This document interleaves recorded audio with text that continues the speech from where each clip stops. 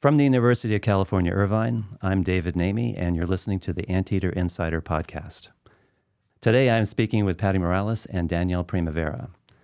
Patty is the Vice Provost of Enrollment Management. Welcome, Patty. Great to be here. Danielle is the Director of Social Ecology Undergraduate Advising. Welcome also. Thank you, David. Together, we're going to discuss how enrollment management and academic advising are partnering together to support student success at UCI. Thank you for joining me today. Thanks for having us. Patty, UCI has a long-standing commitment to student success. What do universities need to do today to help students succeed? It's a great question. I think that universities really need to understand who their students are to help them succeed. When we're thinking about student success, I think images of graduation, getting a job, grad school, that's typically what comes to mind. But there's everything that the student experiences while they're at their institution, and that's part of their success story as well. And so in order for our students to have that experience that they sort of wished for, imagined when they were in their application process, it's really incumbent on us to deliver that. And I think UCI does a fantastic job of that. I think it's evidenced by how many students apply here. 143,000 applicants this past year.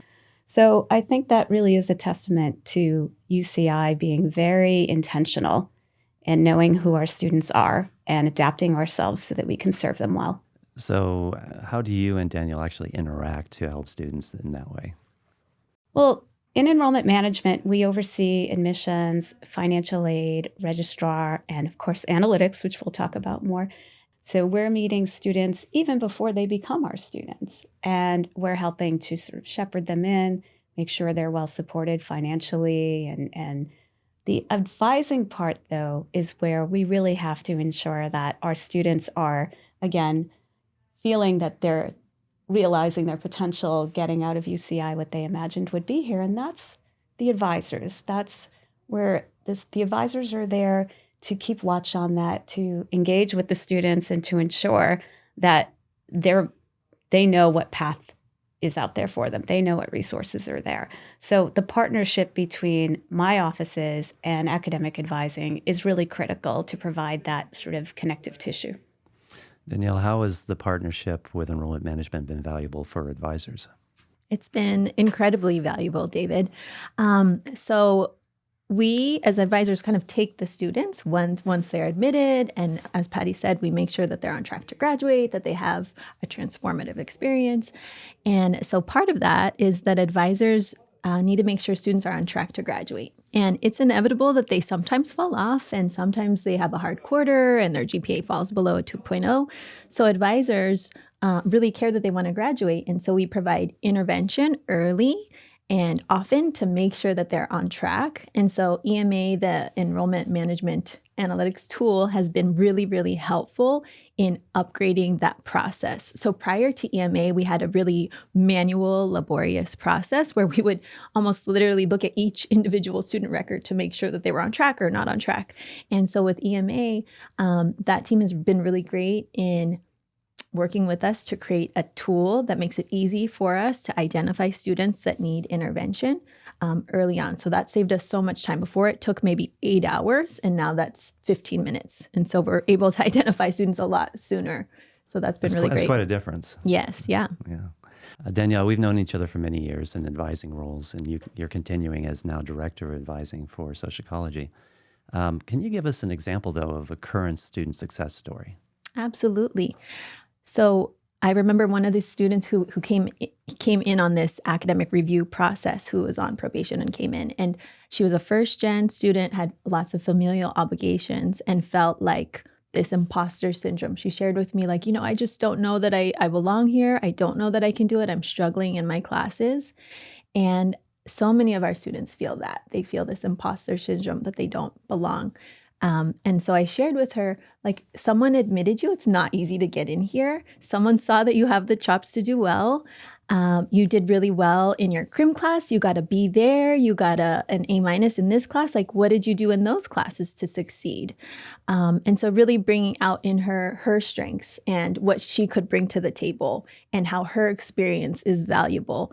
And so just that little conversation, I think, made her feel more confident and realize, like, number one, that she's not alone, and number two, that she can do it. And so we did talk, obviously, about logistical strategies, adapting her study strategies and time management and things like that, connecting her to resources so that her strengths could be brought out even more, and so she can do well. And so after that conversation, quarters later, she did graduate, and we had a talk at graduation where she shared, like, oh, thank you for that talk and seeing something in me, and so yeah, I love those student success stories. That must be satisfying in your work for yourself, but also for the family and the student herself. Yes, exactly. So we were talking about the service that we're offering to be a sort of consultative service to be helpful to advisors. But the question surfaced that I guess we'd want to ask Danielle is what is it that we do in enrollment management with Navigator that's actually different?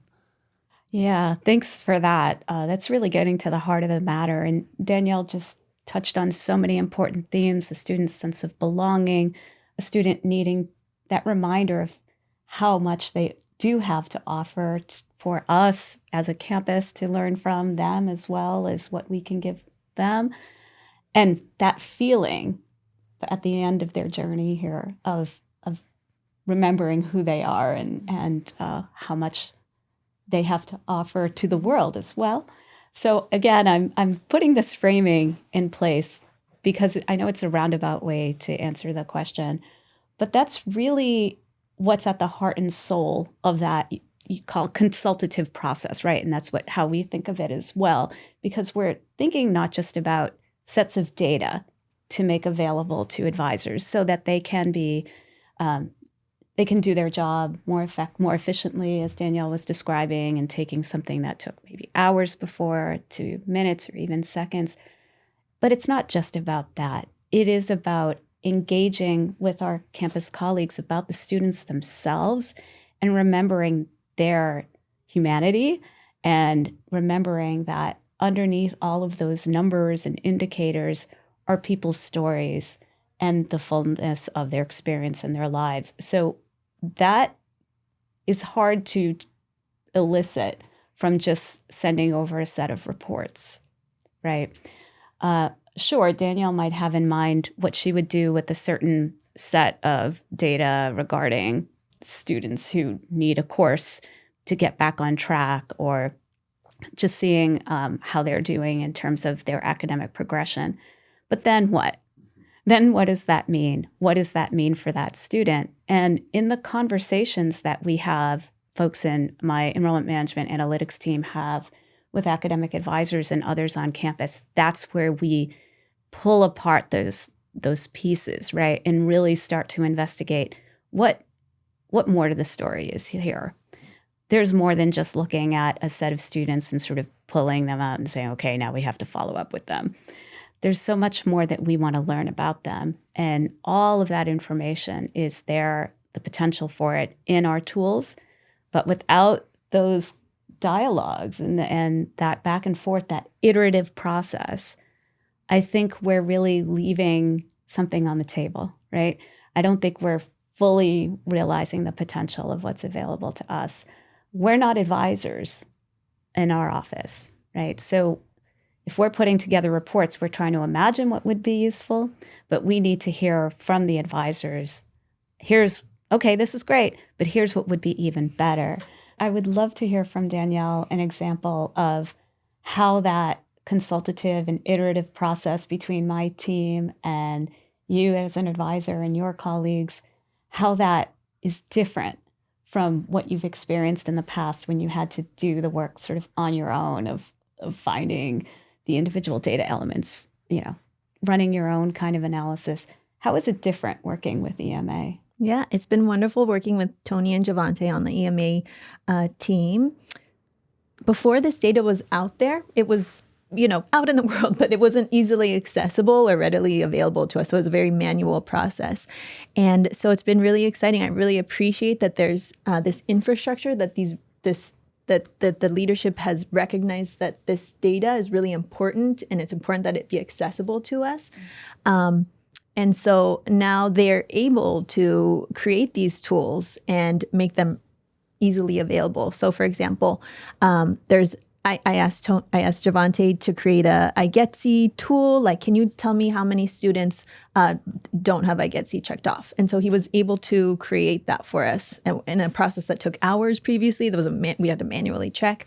He was able to create that for us. And so all the advisors have that tool now. We're really excited about that. That has saved us a lot of time. And so now we have more time for meaningful appointments and interactions with students. Yeah, the comment that you and I shared, Patty, was I think the goal here is to humanize data, not just to produce tools.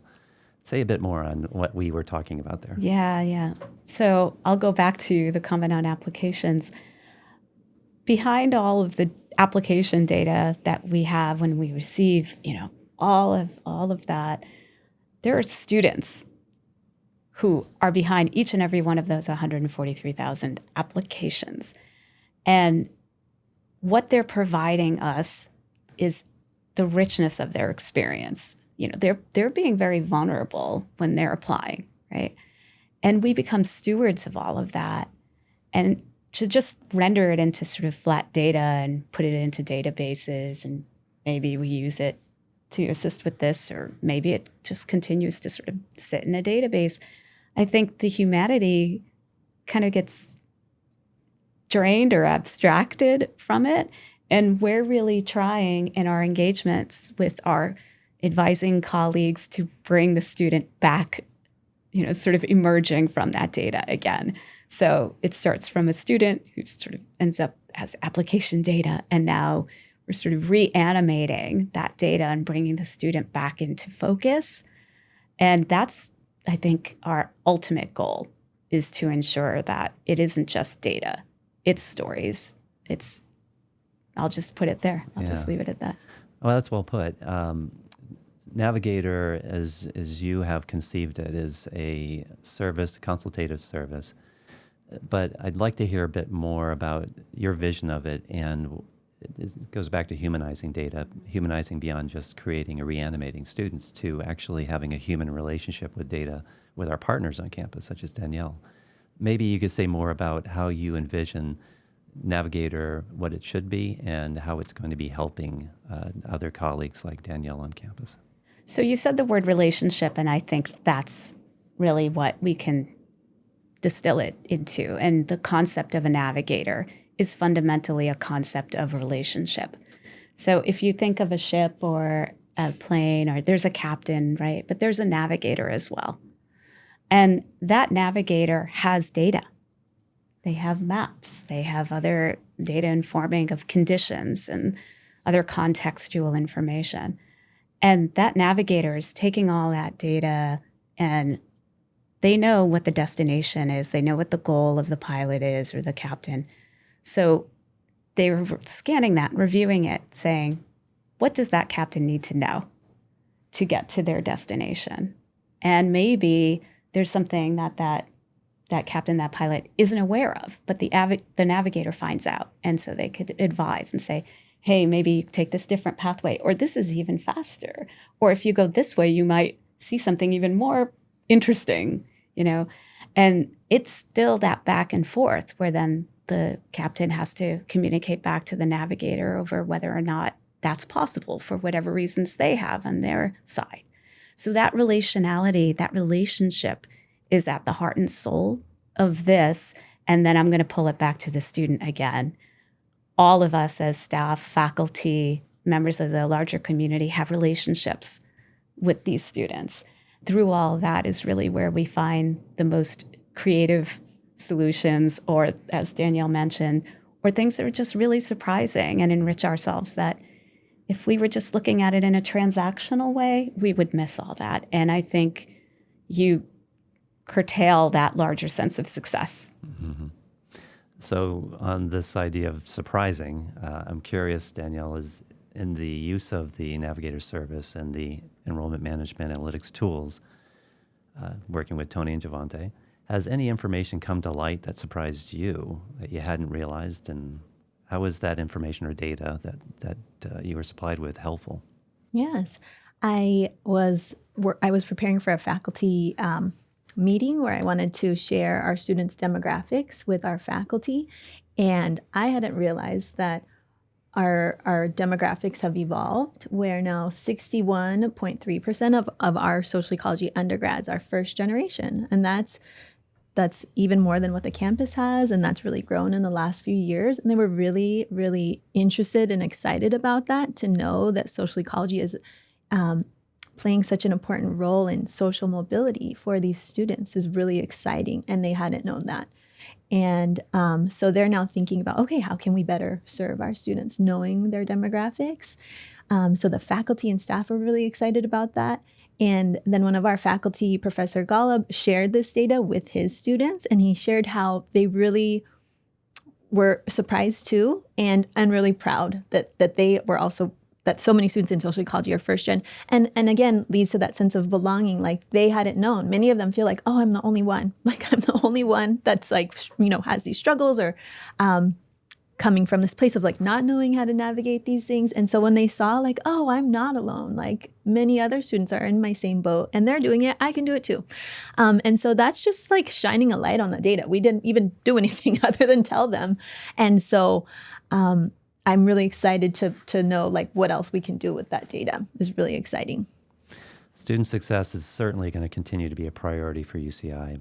Can you foresee, Danielle, any future opportunities that this service, Navigator, can assist with, particularly with the students you work with in social ecology?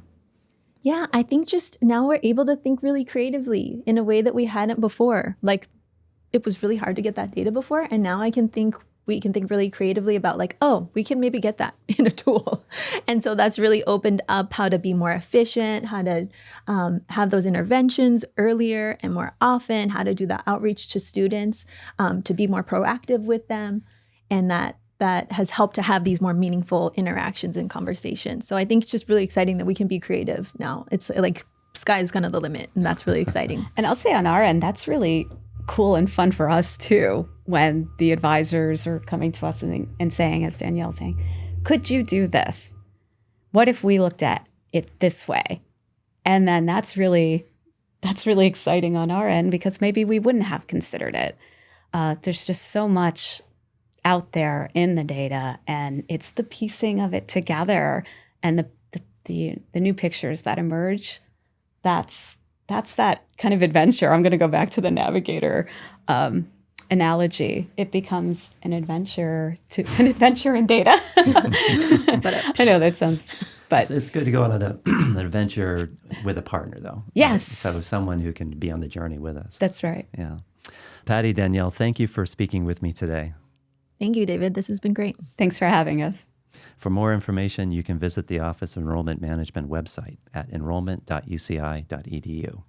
The Anteater Insider Podcast is a production of Strategic Communications and Public Affairs at the University of California, Irvine.